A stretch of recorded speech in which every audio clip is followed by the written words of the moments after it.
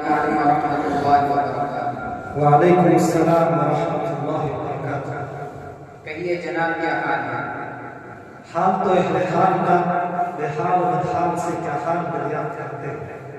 ارے بھائی کافی مدت سے زیارت ہی نہیں ہو رہی ہے۔ جناب آپ بھی مشغول ہیں، میں بھی مشغول۔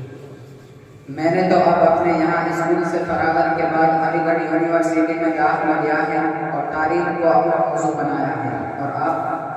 فن قرآن کی تکمیل کے بعد اب قریب کے ایک مدرسے میں شعبہ تجوید و قرآن کی کچھ ٹوٹی پھوٹی خدمت کر رہا ہے۔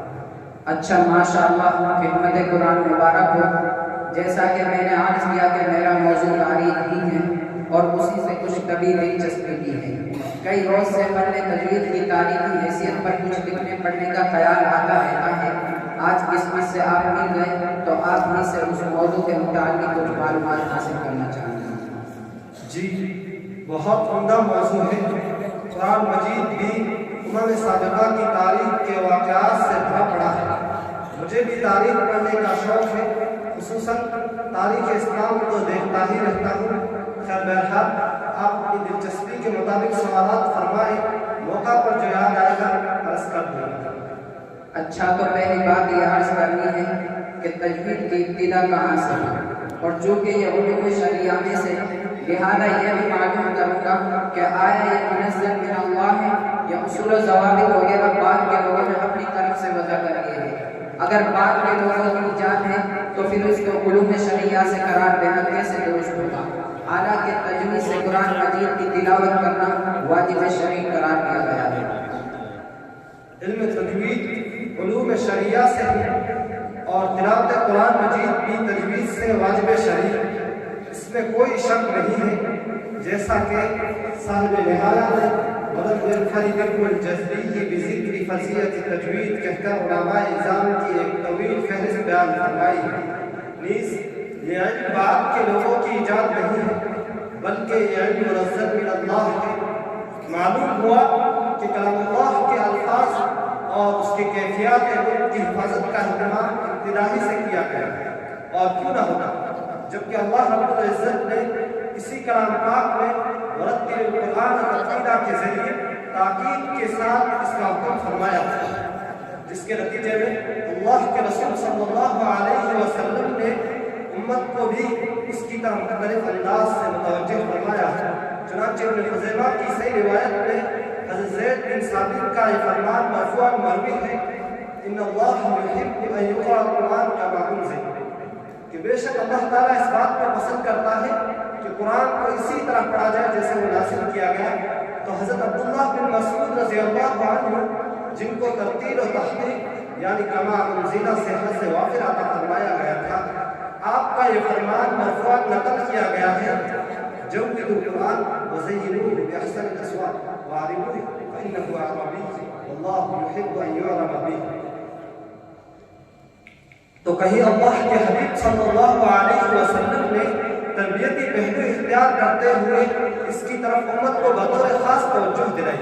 چنانچہ ارشاد رب قاری القرآن یلعنہ، کہ بسا اوقات لوگ تلاوت کرتے ہیں حال یہ ہوتا ہے کہ قرآن ان پر لعنت کرتا ہے، جبکہ بیچارہ بندہ تلاوت کو اس لیے کر رہا تھا کہ اس کو اس کے مولا حقیقی کی رضا نصیب ہو جائے، مگر اس بیچارے کو کہاں معلوم کہ اس کی لفظی کوتاہی اور اس کی طرف سے غفلت کے سبب اتباع نبی صلی اللہ علیہ وسلم کے باوجود وہ اپنی اسی تلاوت کے باعث کہ اس کو رضا الہی نہیں، وہ اپنی اسی تلاوت کے باعث بجائے اس کے کہ اس کو رضا الہی نصیب ہوتی مورد لعنت۔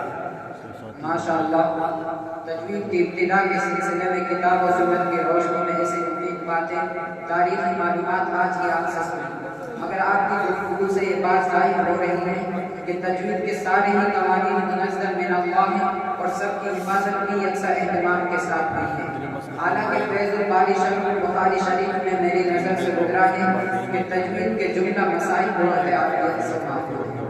اچھا، تو خیر یہ بات فیض الباری ہے، مگر اس میں تحقیق یہ ہے کہ اس بحث کا اول مقدمہ ہی موضوع ہے، اور وہ تجوید و قرآن کے مسائل کا لغت و عربیت سے ماخوذ ہونا، بلکہ ان کا مدار تو نقل متواتر ہی پر ہے۔ اس لیے تجوید و قرآن کے مسائل کا قواعد و اصول سے ہوتا ہے، لیکن وہاں نقل ہی کو ترجیح دیا ہے۔ ماشاءاللہ آپ نے اچھی معلومات عرضہ گفتگو فرمائی اور مسئلے کی تاریخی حیثیت کو اجاگر کیا، مگر ایک بات اور رہ جاتی ہے، وہ بھی عرض کرتا کروں ورنہ مسئلہ تشنہ تکمیل رہے گا۔ آج آپ سے اتفاق کی ملاقات ہو گئی، ورنہ آپ کہاں آتے ہیں؟ جی ضرور فرمائیے۔ وہ یہ کہ اس من کی حفاظت سینہ کب تک ہوئی؟ جہاں تک مجھے یاد ہے کہ قرن اول و ثانی میں اس من میں کوئی کتاب نظر نہیں آئی، تو پھر اس کی تحریری حفاظت کا دور کہاں سے شروع ہوا؟ اس سلسلے میں جو کچھ میری نظر سے گزرا ہے اس کا خلاصہ عرض کر دوں۔ وہ یہ کہ اہل عرب چونکہ ارباب لسان تھے تو قرآن کریم کو لغت و عربیت کے اصول و قوانین کے مطابق تلاوت کر لیتے تھے، لہذا ان کو تو قواعد و ضوابط تجوید کی چندہ حاجت نہ تھی، مگر جب فتوحات اسلامی کا دائرہ وسیع ہونے لگا اور اسلام عرب سے نکل کر عجم میں بھی پہنچا تو اہل عجم کو کتاب مجید کی تلاوت کی نوبت آئی تو قرآن کریم کی فصاحت میں قرآن کریم کی تلاوت میں لفظی فصاحت و عربیت متاثر ہونے لگے تو علماء اور ائمہ قرات کو منقولہ ادائیگیوں کی حفاظت کا خطرہ محسوس ہونے لگا، تو انہوں نے ایسے قواعد اور قوانین کے وضع کو ضروری سمجھا جن کے ذریعے اہل عجم بھی صحیح و فصیح ادا پر قادر ہوگا، الذین آتیناہم الکتاب یتلونہ حق تلاوتہ کے مصداق بن جائے۔ فن تجوید و قرات کی مختصر اور اجمالی تعلیم جو اس وقت ذہن میں تھی عرض کر دی۔ تجوید و قرات کی تعریفات اور تصنیفات پر مفصل گفتگو حضرت قاری ولی الاسلام بانی رحمہ اللہ نے اپنی کتاب شرح سوائے قرات میں بیان فرمائی۔ ماشاءاللہ آپ نے معلومات میں کافی اضافہ فرمایا اور یہ آپ کی کتاب شرح سبا میں اب تک دیکھ نہیں سکا ہوں، اب انشاءاللہ اس کو ضرور دیکھوں گا۔